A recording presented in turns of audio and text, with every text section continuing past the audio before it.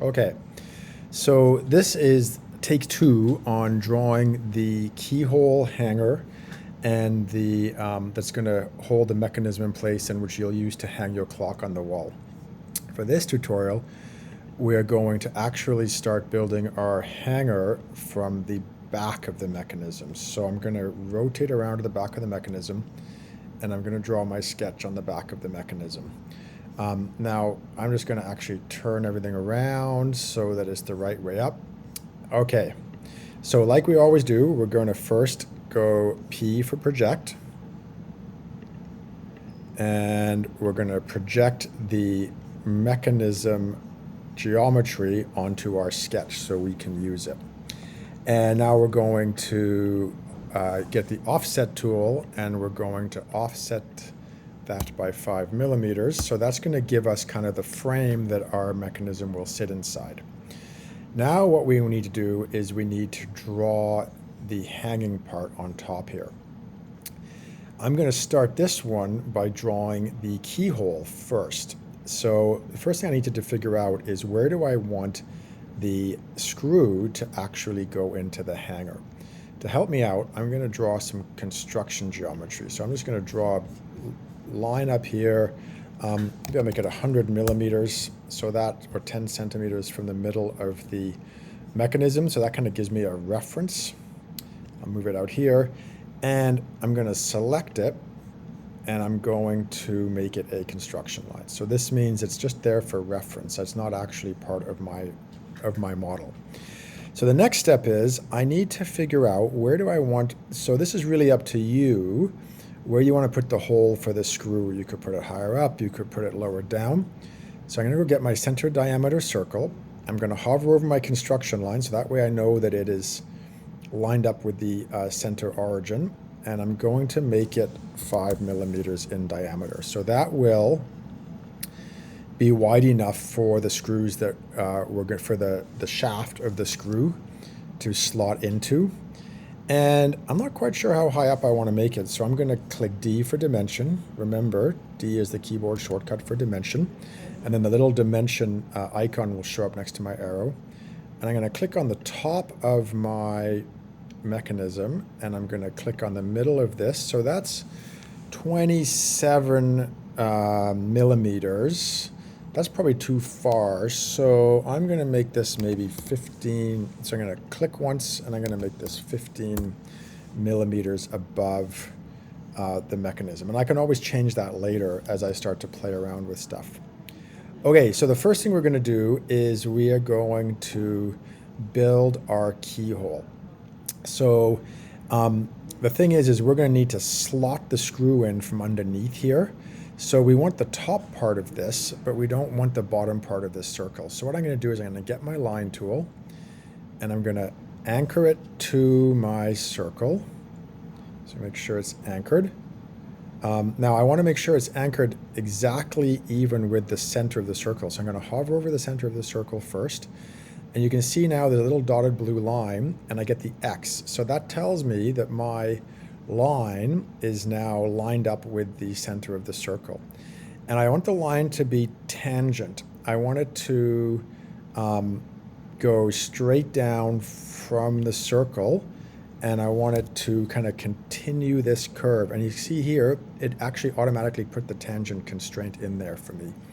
So I'm going to do the same thing over here. I'm going to hover over the center.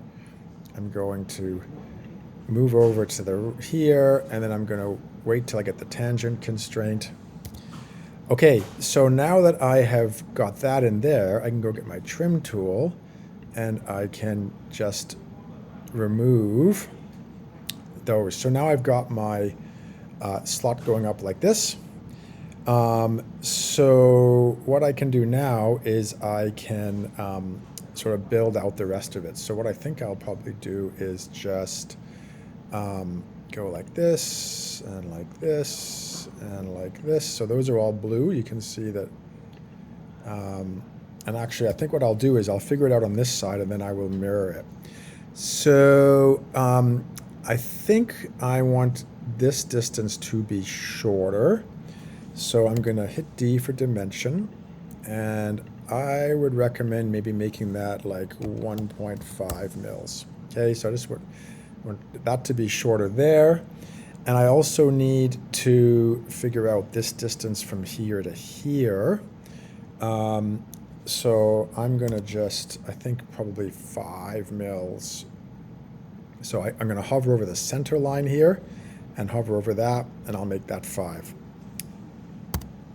And you can see now that my lines are all black. Now I'm going to actually, I don't really want my keyhole to come all the way down and touch where my mechanism is. I want it to be a bit higher than that. So I'm actually going to draw a line here, and I'm going to make sure it's parallel. You can see it's got the right angle sign there. And I'm going to make that line, and we can always change this later. I'm going to make that 5 millimeters above the mechanism.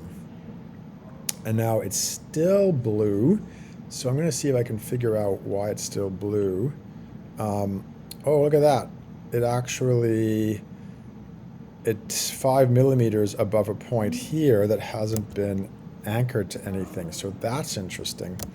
So what I think I'm going to do instead is I'm going to go add another dimension, but I'm going to dimension that from here. So let's make that 40. Maybe make that 35. No, let's make it 37. So you can see with modeling, you can kind of play around with this. Now I'm going to just go here and delete that. Actually, I'm just going to leave that in there, I think. I'll show you how that works later.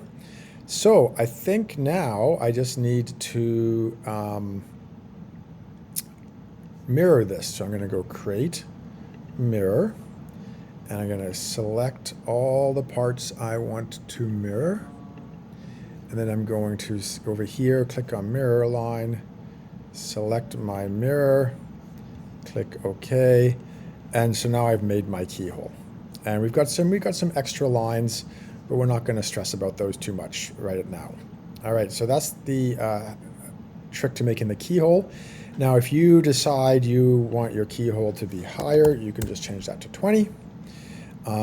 You could change this to like 40. So you can absolutely play around with these dimensions. The only one I wouldn't play around with is the 5 mil diameter. If you want this line here to be longer, you can do that. Okay, so you have a lot of options in terms of playing around with your keyhole until you get it to be just what you need for your design.